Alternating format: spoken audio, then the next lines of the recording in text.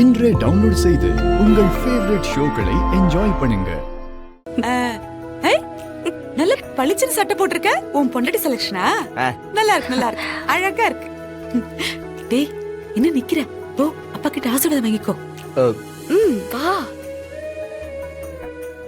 என்ன வா. எங்களை ஆசீர்வாதம் பண்ணுங்க மாமா. நல்லா இருக்குமா, நல்லா இருக்கு, நல்லா இருக்கு. இந்தாமா. தேங்க்ஸ் மாமா. 100 ரூபாயா? என்ன அப்டேட்டே ஆகாம இருக்காரு. ஒண்ணு இல்ல வீரா, பணம் பத்திரம் பேங்க்ல போட்டு வை, செலவு பண்ணிடுறேன். ஏண்டா, என் அண்ணன் உனக்கு கத்த கத்தையா கொடுத்ததே இல்ல, நீ வாங்கி செலவே பண்ணது இல்லையா? எனக்கு பின்ன உனக்குதான் இந்த சின்ன வயசுல நிறைய காசு கொடுத்தா நீ கெட்டு போயிடு வந்தா பாத்து பாத்து குடுக்குறாரு. பாத்து செலவு பண்ணு. மாறா, இந்த விளையாட்டுலாம் வேணாம். நியாயமா பார்த்தா இதுதான் உங்களுக்கும் தல தீபாவளி. போன வருஷம் ஏதோ 2 பேரும் பேருக்கு புருஷன் பொண்டாட்டியா வாழ்ந்துட்டு இருந்தீங்க. இந்த வருஷம்தான் சந்தோஷமா நிம்மதியா இருக்கீங்க. இனிமேலாவது மத்தவங்கள பத்தி எல்லாம் யோசிக்கிறத விட்டுட்டு கொஞ்சம் உங்களை பத்தி யோசிங்க. அதுக்கு என்ன, யோசிச்சுட்டா போச்சு. என்ன வீரா?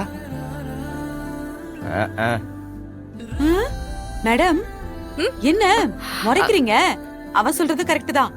அடுத்த வருஷம் ஒரு குட்டி வீராவோ குட்டி மாறனோ இந்த வீட்ல இருக்கணும். அப்பதானே ஜாலியா இருக்கும். அது கூட சேர்ந்து பட்டாசு வெடிக்கலாம்ல.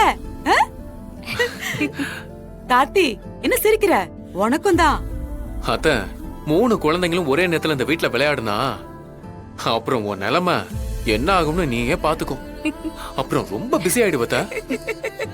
பிஸி ஆகணும்டா, அதுக்கு தானே இதெல்லாம் சொல்லிட்டு இருக்கேன். உங்களை எல்லாம் எப்படி வளர்த்து ஆளாக்கணும், அதே மாதிரி உங்க பிள்ளைங்களையும் பார்த்து பார்த்து வளர்த்து ஆளாக்கணும். அதை விட எனக்கு வேற என்ன சந்தோஷம் இருக்க போகுது?